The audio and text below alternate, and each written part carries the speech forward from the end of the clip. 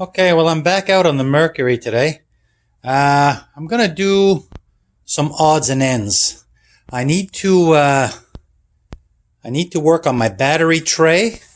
I'm in the process of installing the alternator, and there's a clearance issue there. So I need to modify that battery tray somehow. I think I'm gonna jump in here. I bought some type of insulation material that I'm going to try to install over these floorboards. So I plan on reinstalling this or heating or ventilation diverter. I want to hook that back up in there.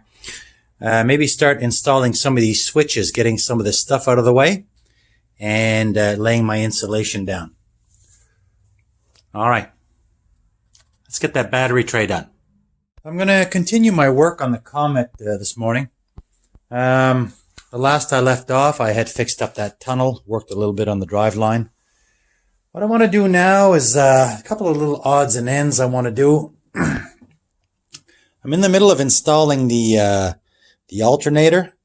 When I bought this engine, it came with an alternator, and it came with this more modern style wide belt. But of course, it doesn't fit. It's hitting the battery tray, so not sure what to do about that before I go lopping this off. I don't know. I guess I don't really want to have to change sides. I think I'm just gonna try to make this work.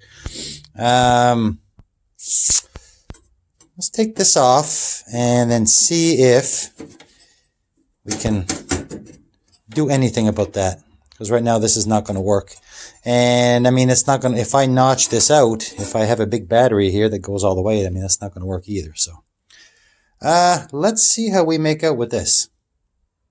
Okay, so I sorted out my battery tray. Like you saw earlier, I had a clearance issue here. So what I did is I liberated the battery tray from where it was attached, and I raised it up about an inch.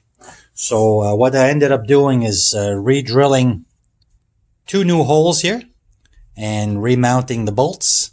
So the battery tray is a little bit up and over, and one main fastener that went down the middle, that goes all the way through you can see it right through here. I put a new bolt, and because obviously the tray is lifted, I've got a shim under here. So hoping this is going to work. Hopefully, it kind of looks like the hood would shut on this without an issue. So I got my battery back in. I'm going to put the charger back on. This looks good. I got this wide belt installed and tight, so now I do have room to do that. I'm going to carry on now with some odds and ends. I'll do a little bit on the inside. I think I'm going to lose this spacer plate that was under the carburetor. I don't think I'm going to need that because my valve covers have breathers that don't have the PCV valve. So I think I'm going to try to eliminate this, and that'll allow the carburetor to sit a little bit lower. So I want to jump into this. I also have my fuel line that comes from the tank. That pretty much gets abandoned right here. So I'm going to put a new piece of flex hose that I bought onto the steel line. I'm going to bring it out to the pump, and I'm going to turn the engine over, see if this pump is actually pumping, and maybe I'll see what's in the tank, what the condition of the material that's in there. Maybe scrounge around, see if I got a pipe that could feed the fuel up to the carburetor. I do have a bracket for the coil. So yeah, what I'm going to do here is I'm going to piddle around, and I'm going to do some odds and ends. Okay, well, it's the next day. I'm continuing with my odds and ends in the Comet. What I'm doing now is I got my coil tentatively mounted. I removed that plate from under the carb. I got some new fasteners for the carb. I'm not sure if I'm going to go this route or not. My fuel line is now hooked up, and I've had the charger on all night. And a little bit of good news here is I'm turning my key over, and I'm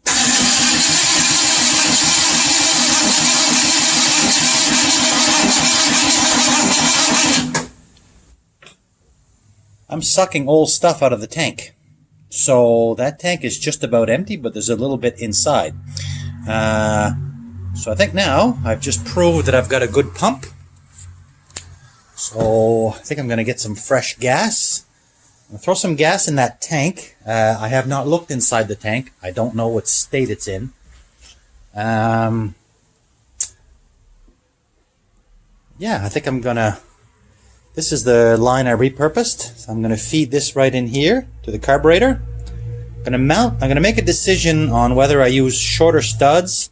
I have removed, like I said, I've removed that spacer plate, but that spacer plate had a nice big port opening. And I think I was kind of worried about height because I want to get my big chrome air breather up here. And I have the engine lifted a little bit to make everything fit. But like I said, the spacer has a nice port, which I thought would be good for the vacuum that comes off the transmission for the shifting. So I'm not sure. I've got a nice hose here that I liberated. This could be my vacuum advance. I think we can make this work just about. Yeah, this will work. Vacuum advance. I got some fasteners. We'll get this coil mounted. I've got some fasteners for my chrome valve covers because every other bolt I had, I've misplaced.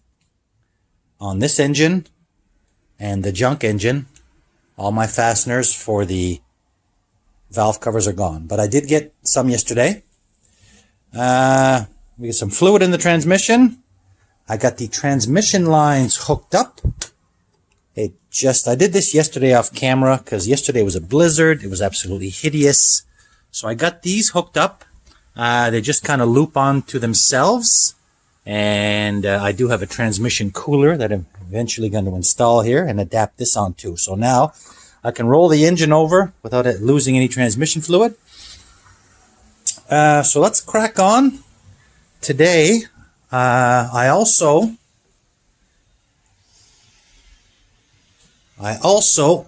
removed this old brake line that was rotted and that I cut off when I was doing the floor.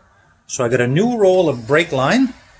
So I'm going to attempt to today to make my own brake lines. Excuse the shadow. Of course, yesterday, I just finished saying yesterday was a blizzard because it was a blizzard.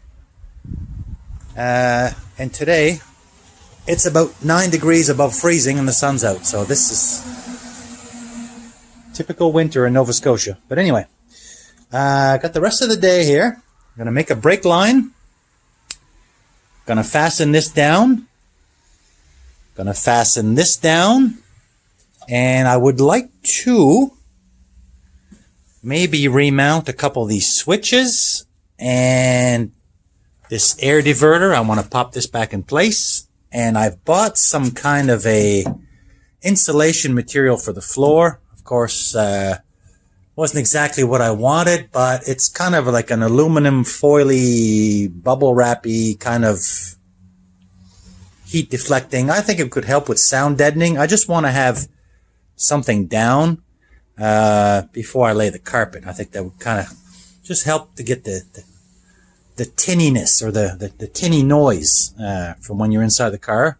Of course, this is for when one day I'm actually driving this down the road, which kind of seems far away, but every day I come out, I progress a little bit.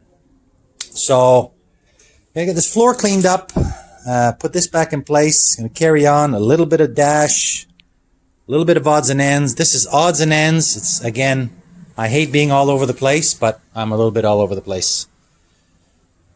All right, let's get this, let's start with this transmission line. Sorry, this brake line. Okay, got my first flare done. Let's see if this will go in. Then I got to snake this all the way back to the rear end. So it's going to suck working under there, but let's get this brake line on and we can fill our reservoir. See if we have any brakes at all. Probably not. Okay, so I got one brake line in, made it all the way to the back, got it fastened. Still not touching the brakes yet. I'm going to jump into the carburetor. I'm definitely going to try to go without the spacer plate. If I need vacuum for my transmission, maybe I can take it off of one of these ports in the head. I think that would be kind of the same. So I'm going to go with the lower carb, which means I got to replace these studs, but I bought some yesterday. So let's take these studs out, put the new studs in, and put this carburetor back on here, and see where we go next. Okay, well, there's my new shorter studs installed. So let's take this carb and we'll drop this in place. Hopefully this is all going to work. I'm thinking by having the carb lower, it'll give me more chance for clearance. Okay, carb is sitting down. I think my vacuum advance is going to reach. Yeah, my vacuum advance is going to reach. I got some new nuts. So let's put this hardware on, get this carburetor down, and then maybe, since we're doing odds and ends, I've already tested my pump. I know I got a good pump. Let's take our fuel discharge line and let's hook this fuel line up to my little pre-filter on the carburetor. All right. Okay, carburetor is mounted. I got my fuel line installed. Vacuum advance is on. Distributor is mounted. Let's I'm gonna put some gasoline in this tank.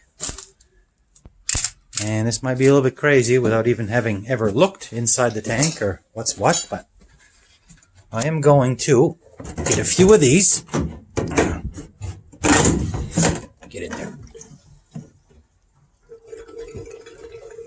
Now, hover. I'm going to get a few of these jerry cans. I'm going to throw some gas in this car, and I'm going to see if this engine will run under its own fuel supply. It might not. It might all blow up in my face, but what if it did? One step closer.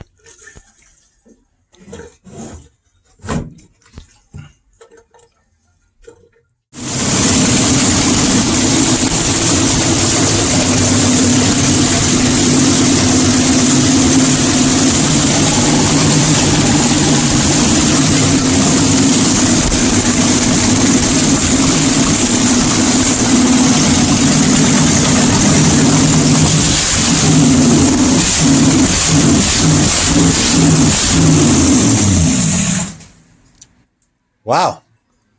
Well, she's a little bit raw, but she runs, and she runs on her own fuel. So, pretty excited about that. Son of a bitch, what is all this?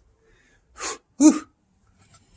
So, with a little bit of timing, with a little bit of exhaust, maybe I should have put another filter on here. I should have, but anyway, I knew this was a runner. I did get this to run previously. Pretty happy about that. It actually started up pretty damn easy. Of course, now I got sparks and everything flying out of the exhaust, so. Okay, no fires, no nothing. A little bit of excitement. Okay, well, what else can we do for odds and ends? This engine runs. It runs quite well from the key, so I want to jump into this floor and lay down my insulation. But I think for now, I'm going to start. I'm going to reinstall this ignition switch. Maybe try to reinstall this light switch. Ignition, light. This has been hacked up, so I'm not sure how that's going to fit. Finally going to get to this thing that I've been talking about so much. And once that's done, I'm going to start I'm going to clean this up and attempt to lay my insulation. Alright, let's get on with it. Okay, so I'm going to continue out here on the Mercury with my odds and ends. Like you just saw, I got this engine running, and it runs on its own fuel. Happy about that. Carburetor's good. So far, so good. I think what I'm going to do now, and this video is probably getting a little bit long, so I might nip it in the bud after this if I have success. And what I want to do is, I've already dug out these gaskets. And what I'm going to try to do is try to install my exhaust manifolds. And here's a passenger side one. Now the clearance does not look huge down there. There's my manifold there. So let me pull these plug wires out of the way.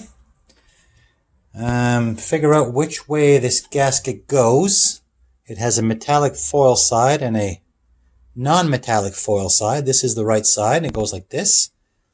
Kind of logical that the part you read would be the outward part, but I'll do a little bit of research just to make sure.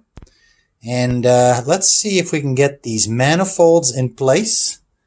And at least when I'm running the engine, well, the gas is all pointing in one general direction instead of all out the sides there. So let's see how this goes. It looks like a little bit of a tight fit. When in doubt, read the instructions. Exhaust manifold gasket. Blah, blah, blah. One steel side. Steel side towards the manifold. Yeah, makes sense. All right, there it is. Let's try it. Okay, well, this is not good. Not good at all. The manifolds do not fit. Right now this manifold is on, but it's only because I've had to jack the engine up about 2 inches. So I'm going to lower the jack back down. Positive this is going to hit here. Not sure what I'm going to do now. Modifying the shock towers is out of the question. I don't know if I could slim down these manifolds a bit. The castings are heavy, but anyway, I'm going to lower it back to where I had I'm going to lower the engine back to where I had it sitting, and just to see how bad this is going to be. I think it's going to be pretty damn bad. Let's take a quick peek. Okay, so I've got the engine lowered back down onto its cradle, and as you can see, or maybe you cannot see, the exhaust manifold is touching the shock tower. So I got a bit of a crisis on my hands here. I'm going to end this video here. This was the odds and ends video, and we made some good progress, and everything was going quite well. But this is a whole other kettle of fish here. So I'm going to end it here. For the odds and ends, just want to thank everyone for joining me, and more to come on this build. And I'll probably end up having to make a video on this alone. So, okay. That is all for now.